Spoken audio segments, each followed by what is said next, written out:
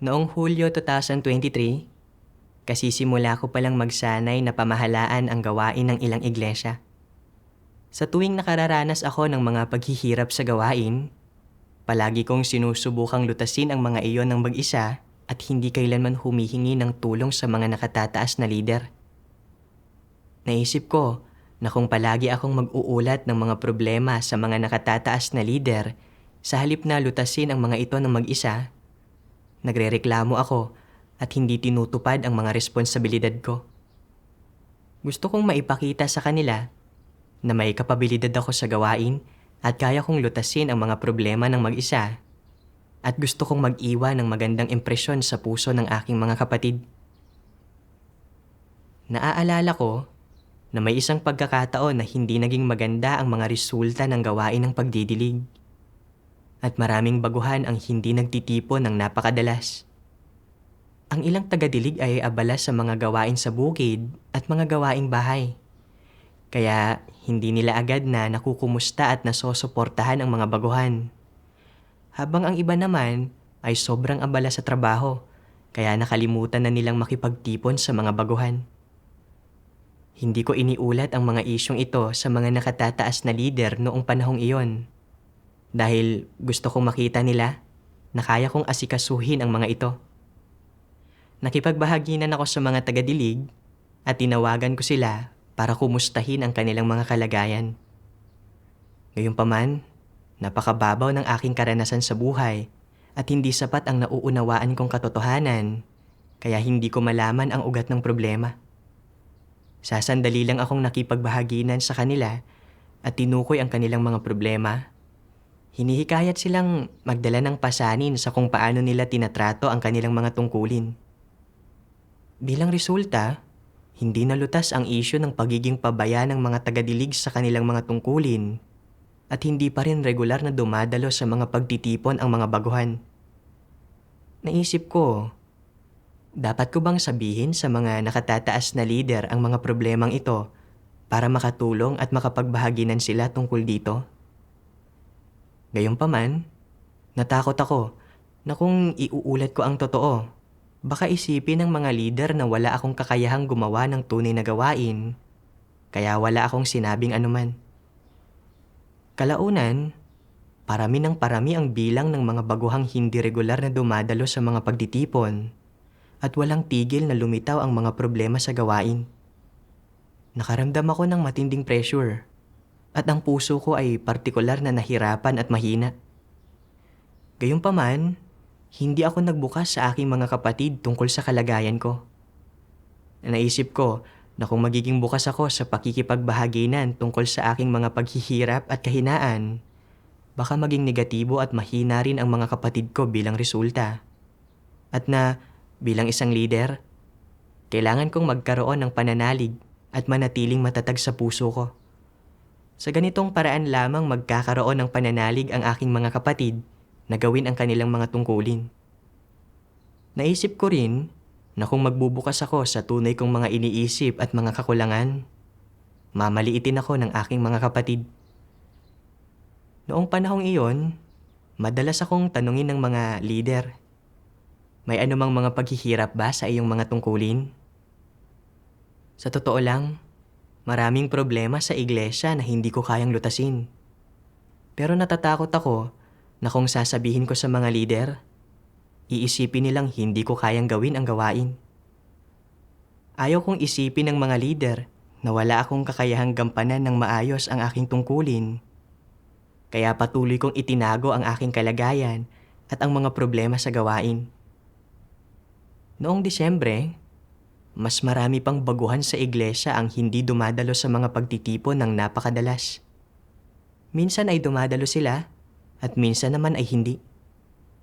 Tinanong ako ng mga nakatataas na lider, bakit napakaraming tao ang hindi regular na dumadalo sa mga pagtitipon? Dahil ba hindi sila nakukumusta ng mga tagadilig sa tamang oras?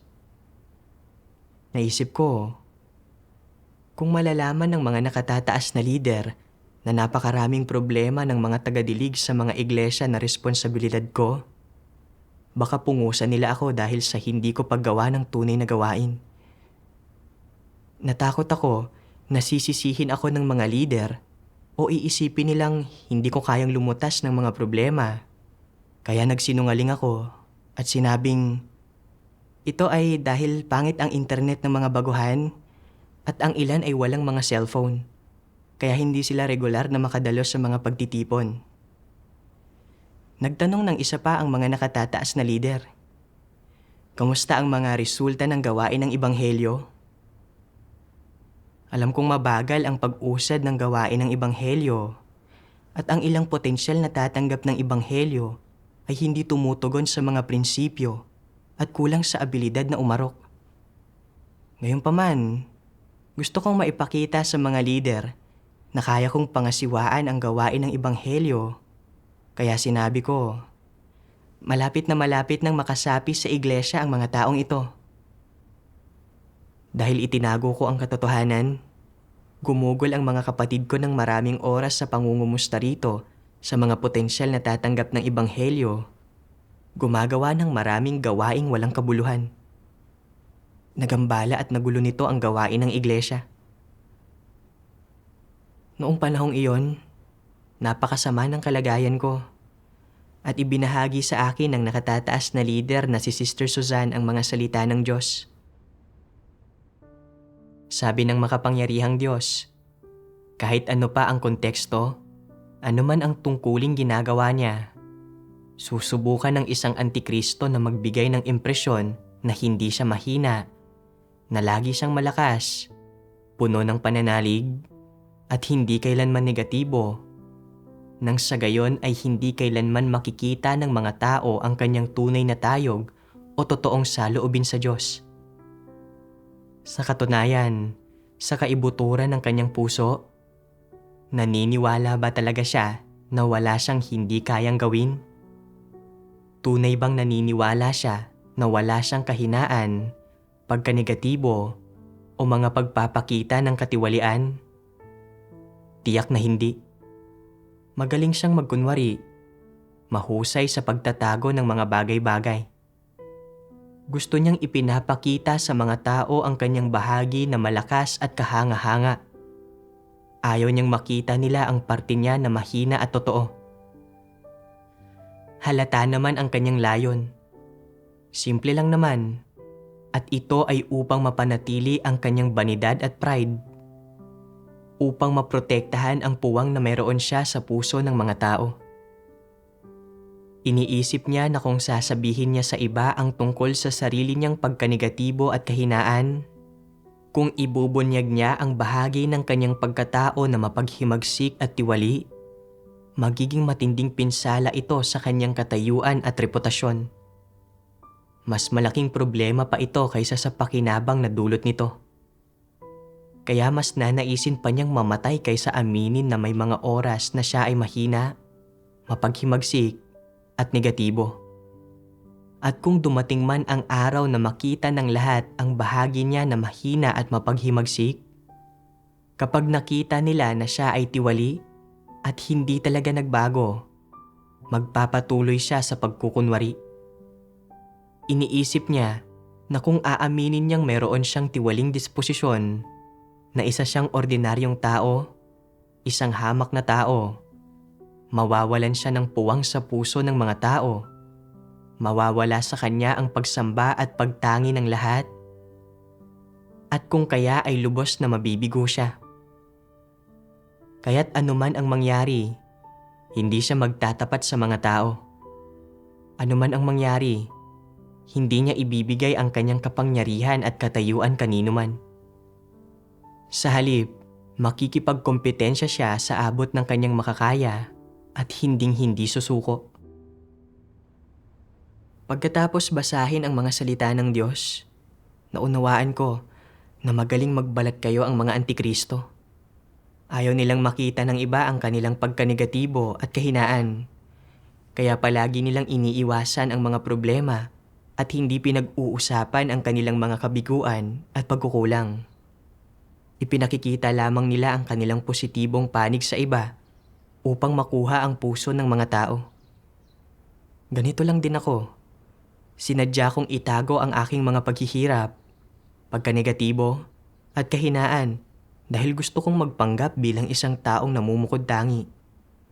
Para isipin ng mga tao na kaya kong lutasin ang lahat ng problema at higit na maunawaan ang katotohanan kaysa kanino man. At magkaroon ng puwang sa puso ng ibang tao. Napagtanto ko na ang disposisyong ibinunyag ko ay walang ipinagkaiba sa disposisyon ng isang antikristo. Kapag nakararanas ako ng mga problemang hindi ko nauunawaan, hindi ko maarok, o hindi ko malutas, hindi ako sumasangguni sa aking mga lider o mga katrabaho. Ayaw kong makita nila ang aking mga pagkukulang at sabihin, kahit ang gampaning ito ay hindi mo magawa. Gusto kong sabihin ng lahat na may kapabilidad ako sa gawain. Alam na alam ko na hindi nagbunga ng anumang resulta ang aking pakikipagbahaginan sa mga tagadilig at umiiral pa rin ang kanilang mga problema. Ngunit hindi ako kailanman humingi ng tulong sa mga lider. Bilang resulta, hindi ko malutas sa tamang oras ang mga problema ng mga tagadilig dahil hindi ko naunawaan ang katotohanan na nakaapekto sa gawain. Sa pakikipag-ugnayan sa aking mga kapatid, hindi ako kailanman naging bukas tungkol sa aking katiwalian at hindi ako nagsalita tungkol sa aking mga kakulangan. Ayaw kong malaman ng iba ang tunay kong tayog. Halimbawa, nang tinanong ako ng mga lider kung anong mga problema ang mayroon ako sa aking gawain at kung nakaranas ba ako ng mga paghihirap sa paggawa ng aking tungkulin, kahit na malinaw na napakaraming problema na hindi ko kayang lutasin, sinabi kong wala akong mga paghihirap para magkaroon ng magandang impresyon sa akin ang mga lider. Naging pabaya ang mga tagadilig sa kanilang mga tungkulin at natigil ang gawain ng ebanghelyo. Gayunpaman, nang kumustahin ng mga nakatataas na lider ang gawain, natakot ako na kung sasabihin ko ang totoo, iisipin ng mga lider na hindi ko kayang lutasin ang mga problema at wala akong kapabilidad sa gawain.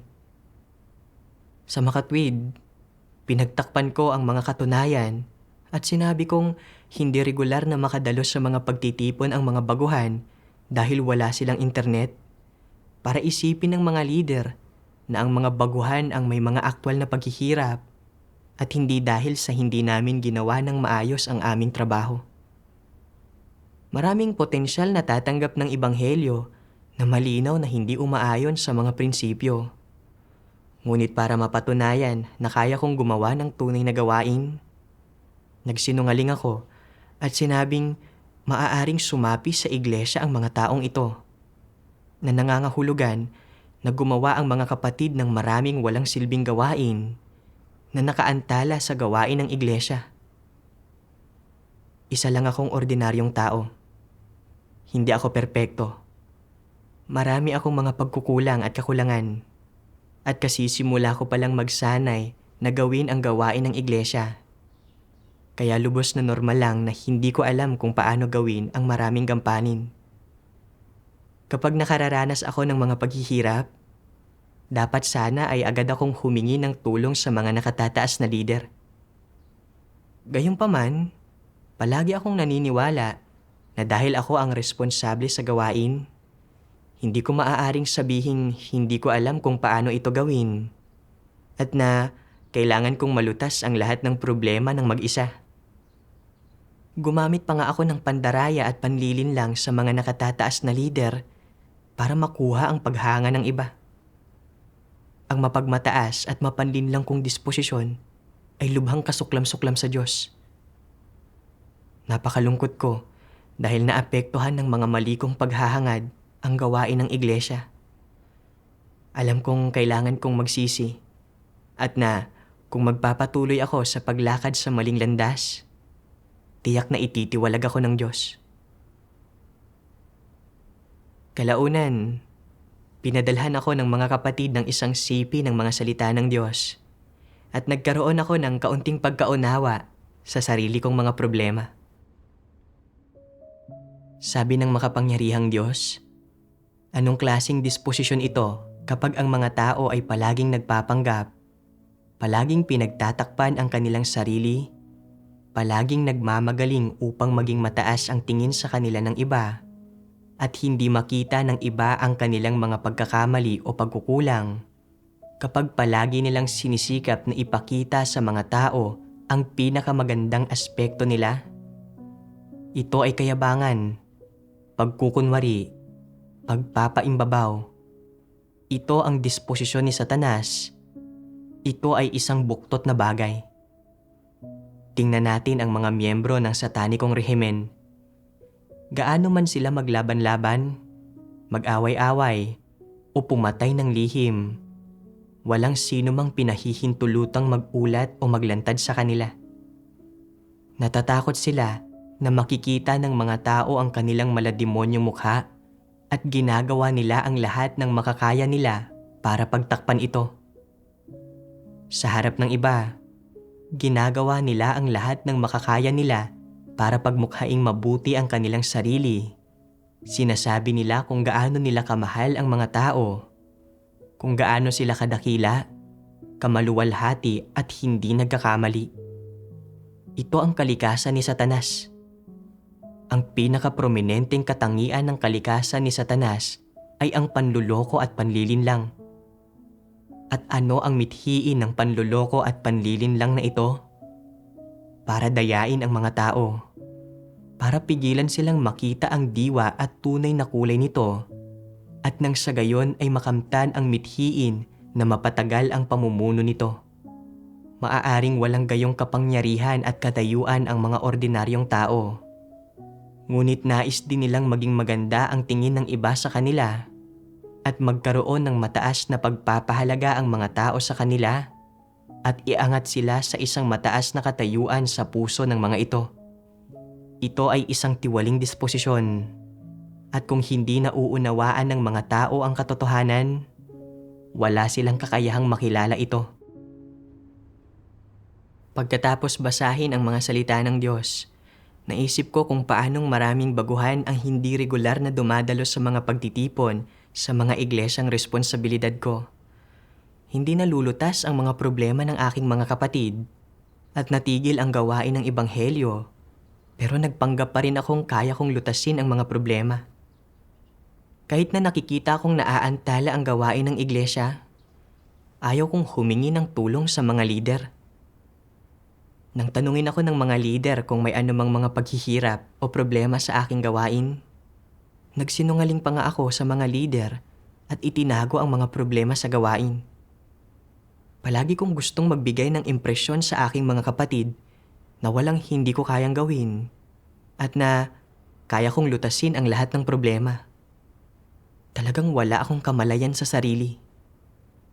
Ang disposisyong ibinunyag ko ay kapareho ng sa CCP. Mahilig magbalat kayo ang CCP sa harap ng mga tao para sambahin at sundin ito ng mga tao. Ngunit sa katunayan, ang mga taong nasa ilalim ng pamamahala nito ay namumuhay sa matinding paghihirap. Patuloy na dumarating sa kanila ang mga salot, lindol, mga likas na sakuna, at mga kalamidad na gawa ng tao. Ngunit hindi kumikilos ang gobyerno at hindi nakatatanggap ang mga tao ng napapanahong pagsagip at panggagamot. Pinagkaitan pa nga ang mga tao ng kanilang kalayaan sa relihiyon at maraming Kristiyano ang inusig at naiwang walang tahanan. Gayunpaman, hindi kailanman inamin ng CCP sa publiko ang mga pagkakamali nito. At kahit na laganap ang mga reklamo ng mga tao, wala talaga itong pakialam. Ang tanging mahalaga rito ay ang pagandahin ang imahe nito sa harap ng iba. Nakita ko kung gaano kabuktot ang kalikasan nito. Kung hindi ako magsisisi at magpapatuloy sa pagbabalat kayo at pagtatakip sa aking sarili sa bawat pagkakataon at hindi gagawa ng tunay na gawain, sa huli, tiyak na itataboy at ititiwalag ako ng Diyos.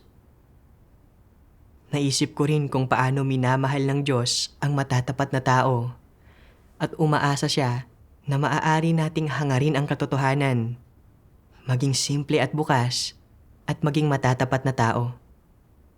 Gayunpaman, Palagi kong gustong magpanggap na walang hindi ko kayang gawin. At hinangad na maging dakila at pambihira para pahalagahan at sambahin ako ng mga tao. Naniwala pa nga ako na ang paghahangad kong maging isang nakatataas at perpektong tao ay kalugod-lugod sa Diyos. Gayunpaman, pinatotohanan ng mga katunayan na mali ako. Hindi ko naunawaan kung ano talaga ang hinihingi ng Diyos sa tao. Napakahangal ko at napakamapagpaimbabaw.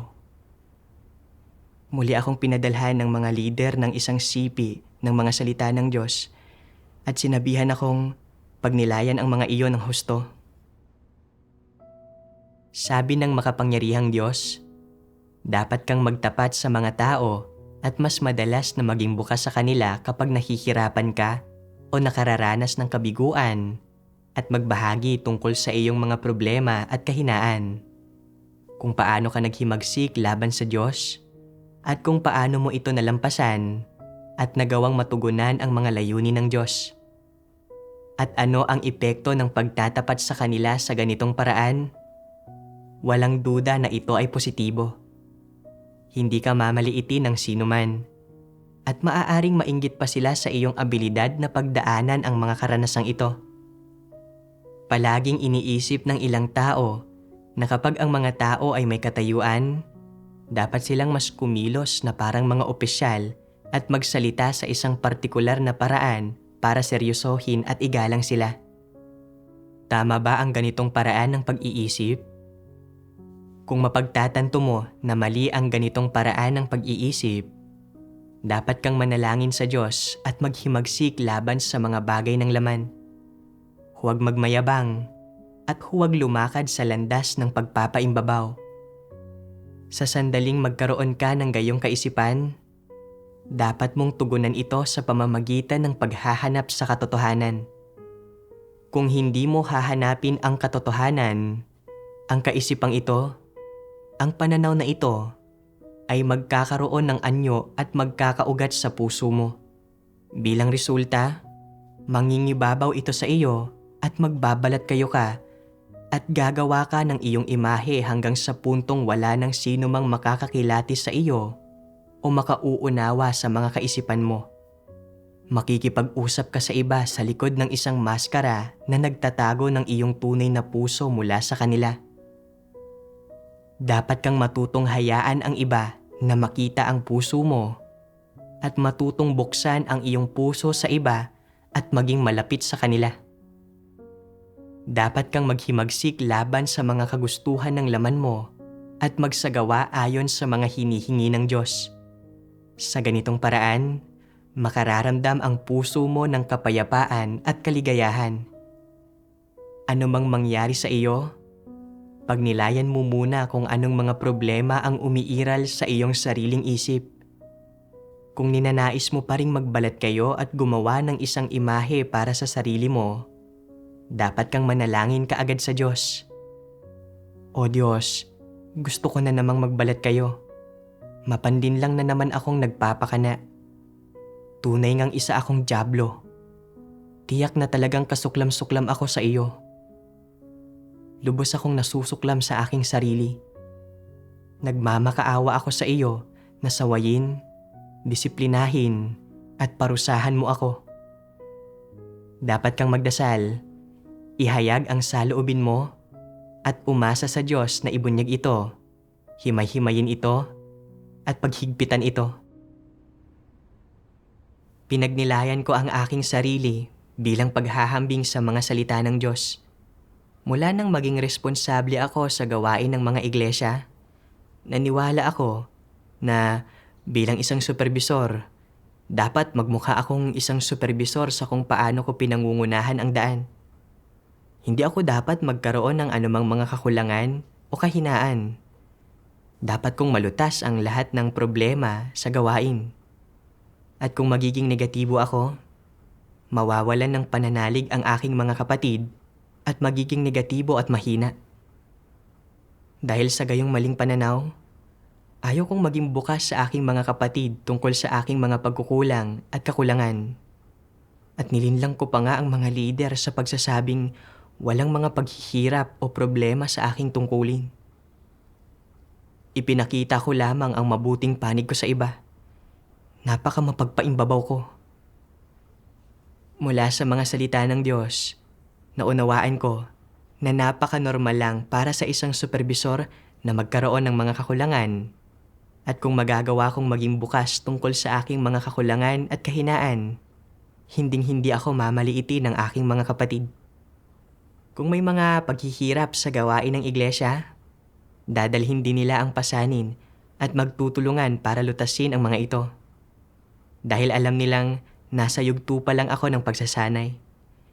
Bukod pa rito, kung matututo akong maging bukas sa aking mga kapatid tungkol sa aking mga kabiguan, kakulangan, at mga paghihirap sa paggawa ng aking tungkulin, at maging sa aking negatibo at mahinang panig, makikipagbahaginan ang mga kapatid ko at tutulungan ako. At makakapagkamit ako ng pagpapatibay at mga pakinabang mula sa pagkaunawang batay sa karanasan ng aking mga kapatid at makahahanap ako ng isang landas ng pagsasagawa. Noong nakaraan, namuhay ako sa isang kalagayan ng pagbabalat kayo at pagkukunwari. Ayaw kong maging bukas at maghanap kapag nakararanas ako ng mga paghihirap. Sa halip, sinasarili ko na lang ang lahat at tinitiis. Kaya nasa ilalim ako ng matinding pressure. Walang kapayapaan at kagalakan sa aking puso. At palaging hindi maganda ang mga resulta ng aking gawain. Kalaunan, nang naging bukas ako sa aking mga kapatid tungkol sa aking aktwal na sitwasyon at nakipagbahaginan tungkol sa sarili kong katiwalian at sa mga problema sa gawain, ibinahagi nila sa akin ang mga salita ng Diyos at nakipagbahaginan at tinulungan din ako ng mga nakatataas na lider, kaya nakahanap ako ng ilang paraan para lutasin ang mga problema. Kalaunan, kinausap ko ang mga kapatid na nagdidilig sa mga baguhan at sa pamamagitan ng pagsasama ng mga salita ng Diyos, nakipagbahaginan ako at inilantad ang tungkol sa kalikasan at mga kahihinatnan ng kanilang pagiging pabaya sa paggawa ng kanilang tungkulin. Napagtanto nila ang sarili nilang mga problema at handa nilang ituwid ang kanilang mga maling kalagayan. Unti-unti, nagsimulang magdala ng pasanin ang mga tagadilig sa kanilang tungkulin at nagbunga ng mga resulta ang gawain. Napagtanto ko na kung nagsagawa ako sa ganitong paraan ng mas maaga, hindi sana naapektuhan ang aking tungkulin. Pagkatapos ng karanasang ito, sinubukan kong maging bukas sa aking mga kapatid at magbahagi ng aking mga iniisip sa kaibuturan ko. At naramdaman kong talagang nakapagpapalaya ang pagsasagawa sa ganitong paraan.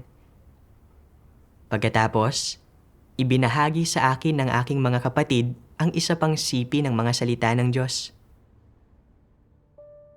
May ilang tao na iniaangat at nililinang ng iglesia. Tumatanggap ng magandang pagkakataon na magsanay. Mabuting bagay ito. Masasabi na itinaas at biniyayaan sila ng Diyos. Kaya, paano nila dapat gawin ang kanilang tungkulin? Ang unang prinsipyo na dapat nilang sundin ay ang maunawaan ang katotohanan. Kapag hindi nila nauunawaan ang katotohanan, dapat nilang hanapin ang katotohanan. At kung hindi pa rin nila nauunawaan matapos ang paghahanap ng mag-isa, maaari silang humanap ng isang taong nakauunawa sa katotohanan para makipagbahaginan at maghanap kasama nila. Nagagawing mas mabilis at napapanahon ang paglutas sa problema. Kung magtutuon ka lang sa paggugol ng mas maraming oras sa pagbabasa ng mga salita ng Diyos ng mag-isa, at sa paggugol ng mas maraming oras sa pagninilay sa mga salitang ito para magkamit ng pagkaunawa sa katotohanan at malutas ang problema, napakabagal nito. Ayon nga sa kasabihan, ang mga mabagal na lunas ay hindi kayang tumugon sa mga agarang pangangailangan. Pagdating sa katotohanan, kung nais mong umunlad ka agad, dapat mong matutuhan kung paano makipagtulungan ng matiwasay sa iba at magtanong ng mas maraming katanungan at mas maghanap pa. Saka lamang mabilis na lalago ang iyong buhay at magagawa mong malutas ang mga problema ng agaran nang walang anumang pagkaantala sa alinman. Dahil kaaangat mo pa lang at nasa probasyon ka pa rin at hindi tunay na nauunawaan ang katotohanan o taglay ang katotohanang realidad, dahil wala ka pa rin ng tayog na ito, huwag mong isipin na ang pagkakaangat mo ay nangangahulugang taglay mo na ang katotohanang realidad. Hindi iyon ganoon. Ito ay dahil lang sa ikaw ay may pagpapahalaga sa pasanin sa gawain at nagtataglay ng kakayahan ng isang leader, kaya ka napiling iangat at linangin. Kailangan may ganito kang katwiran. Pagkatapos basahin ang mga salita ng Diyos, naunawaan ko na bilang isang supervisor, dapat akong makipagtulungan ng maayos sa aking mga kapatid at sama-samang protektahan ang gawain ng iglesia. Dati, mayroon akong maling pananaw. Naniwala ako na matapos akong ihalal ng mga kapatid bilang isang supervisor, kailangan kong malaman kung paano lutasin ang lahat ng problema at na ang palaging paghingi ng tulong sa mga nakatataas na lider tungkol sa mga problema ay magriresulta sa pangmamaliit nila sa akin at pag-iisip na wala akong kapabilidad sa gawain. Sa makatwid, kapag nakararanas ako ng mga problemang hindi ko makita ng malinaw o malutas, pinagtatakpan ko ang mga ito at wala akong sinasabing anuman. Namumuhay na parang nag-iisang mandirigma sa hukbo. Palagi akong nakararamdam ng matinding pressure kapag ginagawa ko ang aking tungkulin at nahadlangan ko rin ang gawain ng iglesia. Ngayon, naunawaan ko na upang malutas ang mga problema at maprotektahan ang gawain ng iglesia, dapat sumangguni sa mga nakatataas na lider ang mga lider at manggagawa kapag nakararanas ng mga paghihirap.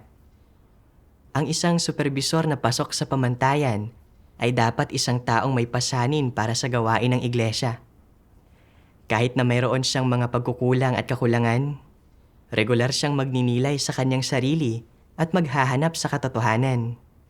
Magagawang isuko ang kanyang pride at maagap na maghanap ng mga landas kasama ang kanyang mga kapatid kapag nakararanas siya ng mga problemang hindi niya kayang lutasin at makipagtulungan ng maayos at tulungan ang lahat. Ginagawa ng maayos ang gawain ng iglesia ng magkakasama. Nang maunawaan ko ito, nagkaroon ako ng landas ng pagsasagawa. Pagkatapos, kapag nakararanas ako ng anumang paghihirap sa gawain na hindi ko malutas, nagdarasal ako sa Diyos at isinusuko ang aking pride upang maagap na maghanap mula sa aking mga kapatid.